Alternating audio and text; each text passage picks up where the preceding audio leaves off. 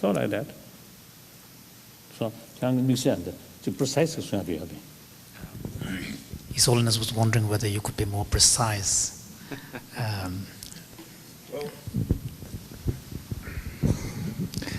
In the United States, there's no saying you can take a horse of water, but you can't make them drink.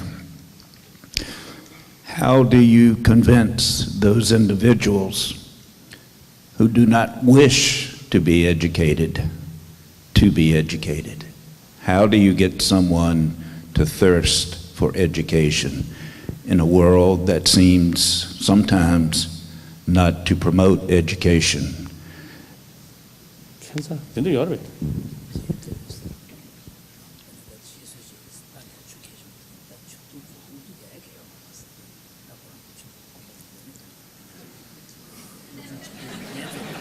And I think most children, may not have keen interest for study.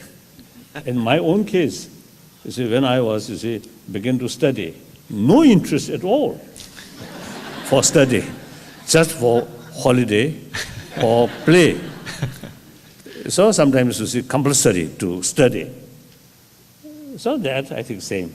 But then, as I mentioned earlier, like some of these indigenous people who really concerned about preservation of their own identity and their own culture and method isolate. That's actually suicide.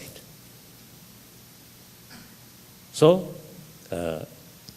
I think education, whether the children's side, willingly or not, education is very, very important. Without education, you can't be a productive human being, or eventually will not be a happy person.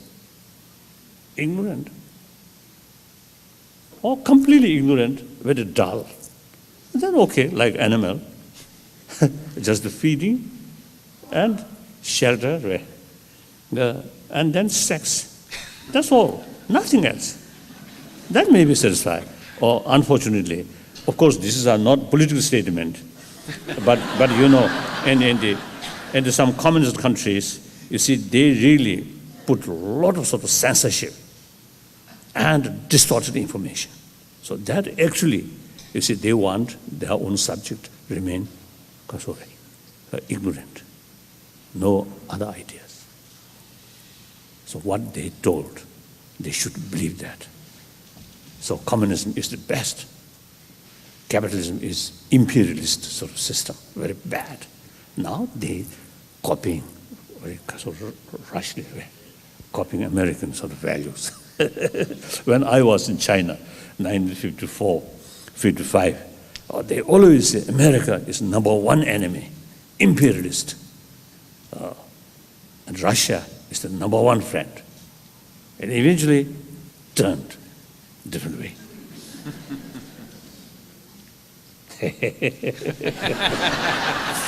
So these are narrow-minded, and they deliberately put people in ignorance. So I always stress the transparency. Democracy, China, democracy is concerned, sometimes I feel because of that, all the certain democratization, I think too much chaotic situation may develop. That's nobody's interest. So gradual change. But the transparent and freedom of press, that's very essential. Now they always say, people's government, people's republic, people's court, people's liberation army, people first. Then, meantime, fooling people. Isn't it? This is really wonderful. So people must inform what is going on. And over 1 billion Chinese people have the capacity to judge what is right or what is wrong. Must give them thorough information. They have every right to know the reality. There's no moral sort of background censorship. Why? And too much sort of distorted information. But this is not political statement. Please don't write. Some media people, they out of whole our conversation, just as you pick up one word or Dalai Lama stated such things. Not good. We understand. I just express what I feel like that. Thank you. Your Holiness, you are a great teacher and you speak to a very large audience. And amongst that audience are leaders of countries. Sometimes you're more successful than others with some leaders. Much like in this room, you have a room full of teachers and educators who reach their students, some better than others. Yesterday you spoke about with positive influence on the response to Haiti of other countries. Yes. In order to respond like that, countries generally have to have success as a country and success with their personal image as a country, their national image as a country. Same way with teachers and students. You can reach some students easier than others, and largely the ones you can't reach, it's often much like Dr. Hanbury, either they don't want to learn or their self-image, their self-worth might not be where it needs to be.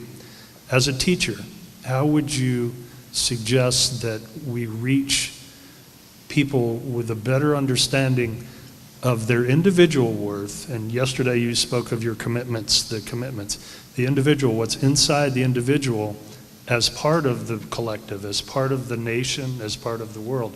How do you get people to understand that their value as people really matters to what happens to everyone?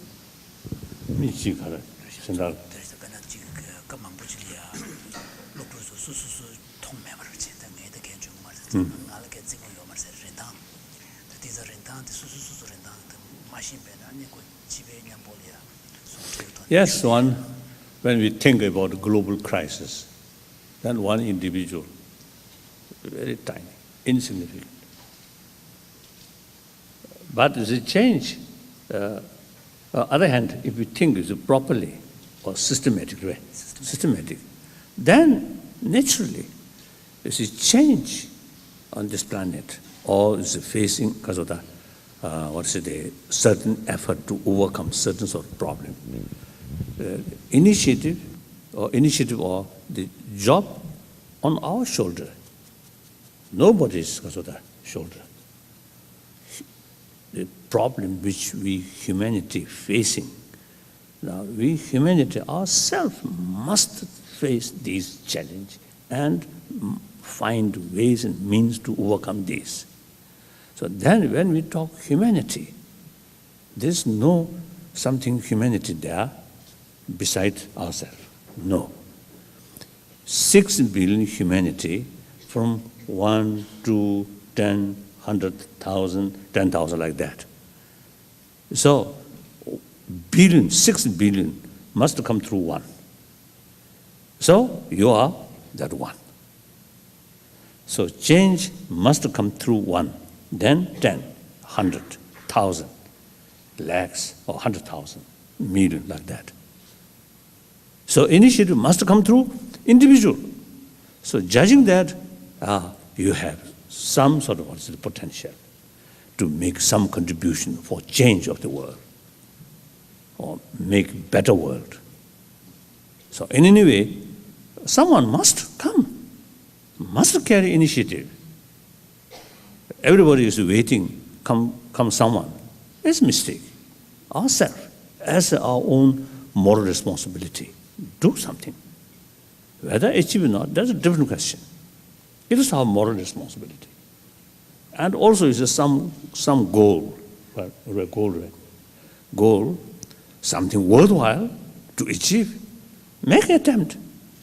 No question whether that goal, whether materialize my lifetime or not. That's a different question. Sometimes, or something, if materialize within my lifetime, then worthwhile make an attempt.